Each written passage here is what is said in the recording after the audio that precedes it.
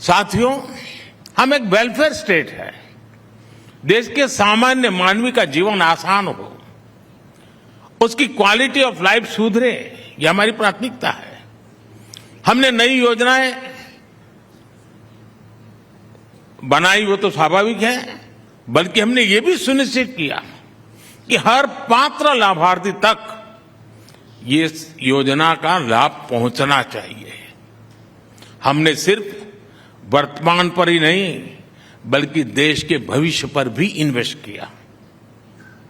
आप ध्यान देंगे तो हमारे हर बजट में आपको 4 प्रमुख फैक्टर्स नजर आएंगे। पहला, कैपिटल एक्सपेंडिचर के रूप में रिकॉर्ड प्रोडक्टिव खर्च। दूसरा, वेलफेयर स्कीम्स पर अनप्रेसिडेंटेड निवेश। तीसरा, वेस्टफुल एक्सपेंडिचर पर कंट्रोल। और चौथा, फाइनेंशियल डिसिप्लिन। इन 4 बातों को आपने बराबर देखा होगा। हमने इन चारों विषयों में संतुलन बिठाया और चारों विषयों में ही तय लक्ष्य प्राप्त करके दिखाए। आज कुछ लोग हमसे पूछते हैं, ये काम हमने किया कैसे? इसके कई तरीके से मैं जवाब दे सकता हूं, और उनमें से एक अहम तरीका रहा है money saved is money earn का मंत्र। जैसे हमने प्रोजेक्ट तेजी से पूरा करके उन्हें समय पर खत्म करके भी देश के काफी पैसे बचाए। टाइम बाउंड तरीके से प्रोजेक्ट पूरे करना हमारी सरकार की पहचान बन रही है। मैं एक उदाहरण देता हूं। ईस्टर्न डेडिकेटेड फ्रेट कॉरिडोर 2008 में शुरू हुआ था। अगर पहले की सरकार ने तेजी से काम किया होता तो उसकी लागत 16,500 करोड़ रुपए होती, लेकिन ये पूरा हुआ पिछले साल। तब तक इसकी लागत बढ़कर 50,000 करोड़ रुपए से ज्यादा हो गई। इसी तरह आप असम के बोगी ब्रिज को भी जानते हैं। इसे साल 1998 में शुरू हुआ था और इसे 1100 करोड़ रुपए के खर्च से पूरा होना था। 1100 खर्च। आपको जानकर के हैरानी होगी क्या हुआ होता, लेकिन बाद में हम आए, हमने इसको जरा तेज गति लगाई। 98 से चल रहा था मामला, हमने 2018 में उसको पूरा किया। फिर भी जो 1100 करोड़ का मामला था वो 5,000 करोड़ पर पहुंच गया। मैं आपको ऐसे कितने ही प्रोजेक्ट गिना सकता हूं। पहले जो पैसा बर्बाद हो रहा था वो पैसा किसका था? वो पैसे किसी नेता की जेब से नहीं आ रहा था। वो पैसा देश का था, देश के टैक्स पेयर का पैसा था, आप लोगों का पैसा था। हमने टैक्स पेयर मनी का सम्मान किया। हमने परियोजनाओं को तय समय पर पूरा करने के लिए पूरी ताकत लगा दी। आप देखिए, नए संसद भवन का निर्माण कितनी तेजी से हुआ। कर्तव्य पथ हो, मुंबई का अटल सेतु हो, इनके निर्माण की गति देश ने देखी है। इसलिए ही आज देश कहता है जिस योजना का शिलान्यास मोदी करता है उसका लोकार्पण भी मोदी करता है।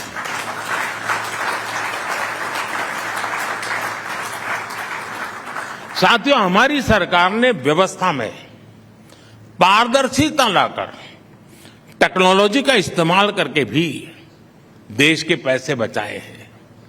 आप कल्पना कर सकते हैं, हमारे यहां कांग्रेस सरकार के समय से कागजों में, आप ये सुनकर के हैरान हो जाओगे, कागजों में 10 करोड़ ऐसे नाम चले आ रहे थे जो फर्जी लाभार्थी थे।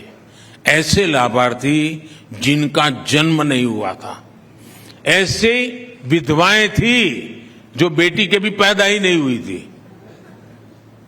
10 करोड़। हमने ऐसे 10 करोड़ फर्जी नामों को कागजों से हटाया।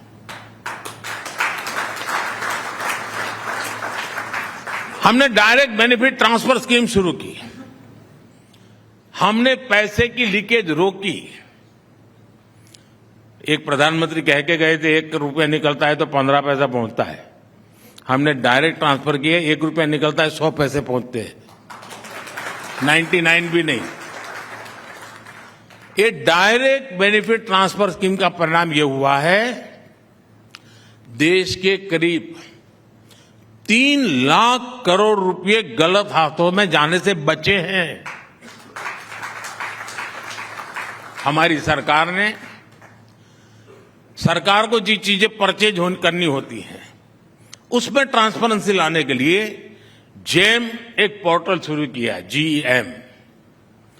उससे हमने समय तो बचाया है, क्वालिटी इंप्रूव हुई है, बहुत सारे लोग सप्लायर बन चुके हैं और उसमें सरकार की करीब 65,000 करोड़ रुपए की बचत हुई है, 65,000 करोड़ का सेविंग। ऑयल प्रोक्योरमेंट का डाइवर्सिफिकेशन हमने किया और उसके कारण 25,000 करोड़ रुपए बचे हैं। ये आपको भी इसका लाभ मिल रहा है, डे टू डे मिल रहा है। पिछले 1 साल में सिर्फ पेट्रोल में इथेनॉल ब्लेंडिंग करके भी हमने 24,000 करोड़ रुपए बचाए हैं।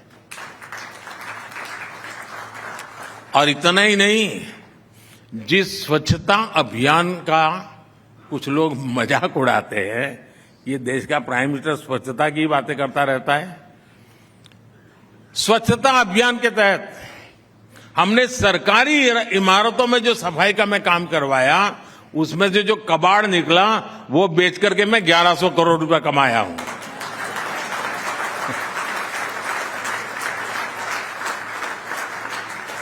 और साथियों, हमने अपनी योजनाओं को भी ऐसे बनाया कि देश के नागरिकों के पैसे बचे। आज जल जीवन मिशन की वजह से गरीबों को पीने का शुद्ध पानी मिलना संभव हुआ। इस वजह से बीमारी पर होने वाला उनका खर्च कम हुआ है। आयुष्मान भारत ने देश के गरीब पे 1 लाख करोड़ रुपए खर्च होने से बचाए हैं और उसका उपचार हुआ है। पीएम जन औषधि केंद्र पर 80% डिस्काउंट। और हमारे देश में डिस्काउंट की एक ताकत होती है। कितना ही बढ़िया स्टोर हो, कितना ही बढ़िया माल हो, बगल वाला 10% डिस्काउंट लेके तो सारी महिलाएं वहां चली जाएगी। 80% डिस्काउंट से हम देश के मध्यम वर्ग और गरीब परिवारों को दवाई देते हैं जन औषधि केंद्र में।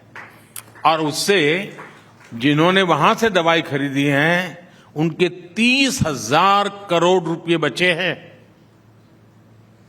साथियों, मैं वर्तमान पीढ़ी के साथ ही आने वाली अनेकों पीढ़ियों के प्रति भी जवाबदेह हूं। मैं सिर्फ रोजमर्रा की जिंदगी पूरी करके जाना नहीं चाहता हूं, मैं आने वाली पीढ़ियों का भविष्य सुरक्षित करके जाना चाहता हूं।